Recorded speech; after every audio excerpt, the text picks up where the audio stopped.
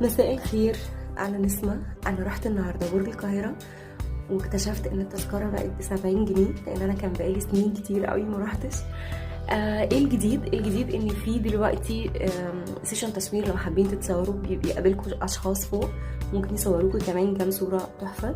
بس بصراحه انا اتصورت من التليفون. في شو تاني عجبني قوي بقى، فكره جديده ان بيقابلك شخص كده لابس فرعوني. يعني الموضوع ده حلو قوي بجد، لذيذ. وبياخد اسمك وبيعمل لك على بردايه كده، اسمك بيشرحه لك باللغه الفرعونيه. وكده كان يعني اتبسطت قوي، المكان كان جميل، روحوا. والفيديو كامل طبعا هتلاقوه على اليوتيوب عندي على القناه. مساء الخير يا حبايب قلبي، انا في برج القاهره. هقول لكم طبعا كل التفاصيل وكل حاجه، وهقول لكم ايه قصه الورقه اللي معايا دي.